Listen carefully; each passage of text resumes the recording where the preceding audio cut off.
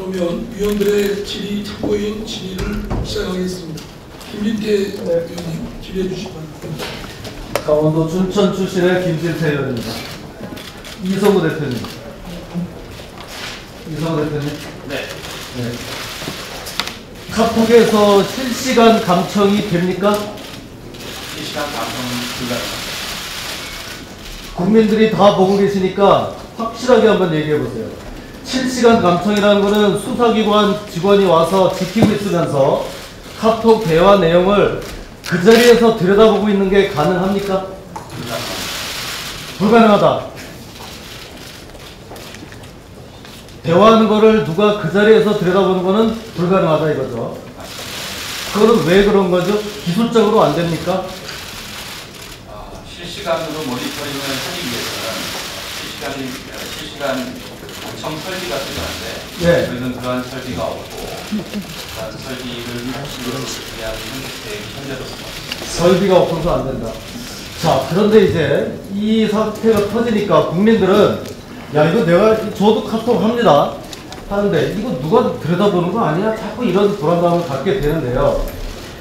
그 자리에서 실시간 모니터링 안 된다 그랬고, 그러면 지난 대화 내용을 수사기관에 주는 경우가 있죠. 네, 맞습니다. 그거는 영장에 의해서만 가능하죠. 맞습니다. 잘 들어보세요. 그 중에서도 감청 영장에 의해서 주는 경우가 있었습니까? 있었습니다. 있었죠. 네. 실시간은 안 되고 지난 다음에 일주일에 한 번씩 그걸 모아서 줬다고 하는데 맞습니까? 맞습니다. 근데 감청 영장 집행에 불응하겠다고요? 저희가 과거에 방금 위원님께서 말씀주신 그 방식, 네.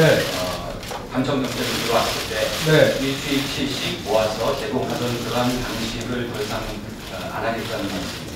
그럼 안 하면 어떻게 하겠다는 거예요? 현재로서는 그 과거에는 저희가 법 취지, 감청 영장의 취지를 적극적으로 해석을 해서 영장의 효력이 발생될 수 있도록 저희가 적극적인 협조를 했는데 현재 이제 그와 같은 방식에 대해서 많은 우려가 있는 점을 알고 자, 그래 우려는 있는데 그럼 감청 영장에 협조를 안 하면 집행을 못 하네요? 저희가 법률을 엄격하게 해석하면 저희가 실시간 감청 장비를 구비를 해놓고 그러고 이제 협조를 해야 되는데 그건 모순이잖아요. 그럼 실시간 감청을 할 수 있도록 하고 지나간 자료는 안 주겠다? 그런 뜻이잖아요. 과거에 그렇게 했던 것이 위법하다고는 생각하지 않습니다. 왜냐하면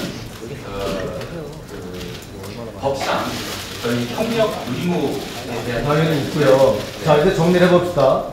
감청 영장이 적법하게 법관이 발부를 하는데 그러면 수사기관이 그 영장을 들고 가서 감청 지난 자료를 주십시오 하면 안 줄 거예요? 저희가 드리고 싶어도 드릴 수 없는 상황이겠습니다. 그게 무슨 말이에요? 그건 다 적법한 거로 지금 우리가 검토를 하고 있는데, 자 그러면요, 그 감청의 대상 범죄에 명예훼손이 들어갑니까 안 들어갑니까? 안 들어갑니다. 그러면 일반인들은 여기다가 아무리 대통령 욕을 해도 감청으로 자료를 제출받을 일이 있습니까 없습니까? 없죠. 아무 문제가 없어요. 거기에 대상이 되는 범죄가 대부분이 간첩 사건인 거 압니까? 모릅니다. 그렇게 들었습니다. 그리고 또 살인, 유괴, 강력 사건. 예? 맞습니다. 그러면 간첩 사건이나 유괴 사건에 대해서 감청 영장을 받아가지고 지난 일주일치 자료 주세요 하면 안 줄 겁니까? 의원님께서 우려하시는 바에 충분히 공감을 하고 있습니다. 그래서 문제가 있다는 생각에 과거에는 저희가 일주일씩 모아가지고 제공을 했지만 예. 그동안에 이제 여러 저희 이용자들로부터 많은 우려가 있고 또 불안감이 조성이 되고 있어서 법의 취지를 엄격하게 해석을 해서 결국 안 하겠다는 얘기인데요. 그래 국민들이 불안해한다고 막연히 불안해한다고 명예훼손 가지고도 전혀 대상도 안 되는데 막연히 불안해한다고 유괴범 간첩이 카톡으로 대화한 내용도 자료를 못 주겠다 이거죠. 그래도 만약에 검사가 와가지고 달라고 해서 계속 불응하면 공무집행 방해로 처벌돼도 좋습니까?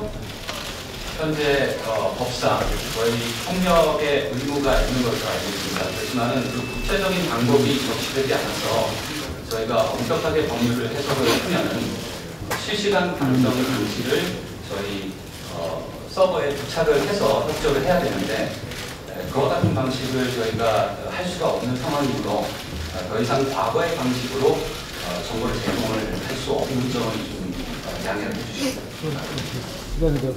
회사가 손해를 많이 봤죠? 손해라기보다는 저희 1억 6천만 유저가 사용하는 서비스인데 이 사건을 계기로 유저들이 사랑하는 그리고 믿어주는 그런 서비스의 신뢰를 많이 잃었다는 점이 더 가슴이 아픕니다. 예. 저희는 카카오톡을 너무 좋아합니다. 그런데 어느 날부터 무서워졌어요. 감청은 두 번째로 하고요. 먼저 이렇게 물어볼게요. 일주일치 저장했다가 압수수색 받다 바치는 내용. 압수수색 영장 나와서 줘야 됐잖아요. 일주일치 압수수색한 거. 거기에 실시간으로 대화한 내용들 모두 다 들어있죠. 감청 영장 말씀주시죠. 감청 말고 압수수색 영장에도요. 압수수색 영장을 말씀드리자면은 과거에는 저희가 5일에서 7일치 데이터를 모아서 영장이 들어오는 경우에 그 기간 내에 남아있는 데이터가 있으면 제공을 했습니다. 그렇죠. 그 남아있는 데이터 실시간으로 대화하는 것이 다 들어있지요. 이제 과거에서 없었던 일이에요. 이 카카오톡 감청, 카카오톡 압수수색 이거는요 몰래카메라랑 똑같은 거예요. 몰래카메라에 녹음되어 있던 그 움직이는 모든 것을 가져다 바치는 거예요. 국민이 앞으로 감청 이건 둘째고요. 그 전에 예를 들면 용해인이라고 하는 이 여대생 세월호 침묵 시위하자고 했다가 카카오톡 압수수색 당했거든요. 600명의 지인들 거 그 전에 대화 나오는 모든 내용이 실시간으로 대화 나오는 게 다 틀렸어요. 압수수색이 더 문제입니다. 압수수색 영장 최근에 얼마나 압수수색 영장이 들어왔었고 몇 건이나 됐던 것 같습니까? 제가 정확한 수치는 기억을 못하지만은 작년에 2,000건이 넘었던 걸로 기억합니다. 작년하고 올해하고 해서요 4,700건입니다. 4,700건의 압수수색이요 다 틀렸다는 거예요. 그 당시 일주일치가 남아있으면 일주일치 대화 내용이 다 나왔다는 건데요. 그거는 몰래카메라랑 똑같습니다.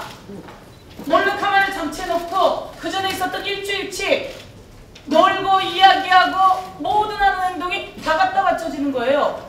이거는요 그냥 압수수색이 아니라 몰래카메라였어요. 왜 그 많은 사랑하는 유저들이 떠나갔게요? 내 생활이 몰래카메라에 찍혀서 그대로 갔기 때문에 떠나간 거예요. 앞으로 감청이요? 감청 볼게요. 감청은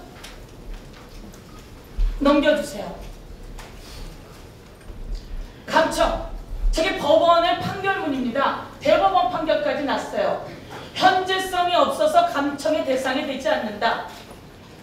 소송 수신이 완료된 것으로 볼 수 있는 것은 현재성이 없어서 감청의 대상이 되지 않는다. 감청영장 지금 논란이 됩니다. 감청영장 갖고 왔고 우리 이서구 대표 나라를 위한 일인가 보다 라고 해서 응했는데 그것이 유병헌 카카오톡 감청해서 유병헌 잡았어요? 유병헌 거 압수수색해서 유병헌 잡았어요? 대한민국을 떠들썩하게 하겠던 유병헌 잡았어요? 세월호 아이들 불쌍하다고 유가족 불쌍하다고 집회하자고 했던 이 친구만 압수수색 당해서 이 친구의 지인들 600명이 다 틀린 거예요. 감청을 요구한 거는 지난 2년 동안 147건이면요. 압수수색 4,700건입니다. 좀 말이 좀 지나치잖아요. 대한민국에 압수수색 당한 사람들 그거 틀려 영장을 집행하는 게 떠나가는 겁니다. 제가 말씀드리겠는데요. 그냥. 이서구 대표님, 감청 장치가 들어있지 않죠? 감청 설비를 구비하지 않고 있습니다. 감청 설비 이서구 대표가 그냥 설치할 수 있어요? 법에 근거해야 설치가 가능해요. 법에 설치를 해야 법에는 우리 카카오톡에 감청장치 설치하라고 하는 법이 없지요? 없습니다. 예, 스스로도 설치해서는 안 되고 할 계획이 없습니다. 그리고 국민들의 사생활들이 이렇게 모두 다 몰래카메라 찍혀서 낸 압수수색도 문제다 이렇게 생각을 합니다. 살인범, 강간범 잡아야죠. 그것을 핑계로 오히려 이렇게 세월호 집회한 대학생 얼마나 아름다운 마음입니까? 이 친구를 다 털고 저도 털렸어요. 저도. 이런 차원이기 때문에 이것을 방지해야 되는데 어떻게 하면 유저도 안 떠나고 어떻게 하면 이소구 대표의 카카오톡도 살겠습니까?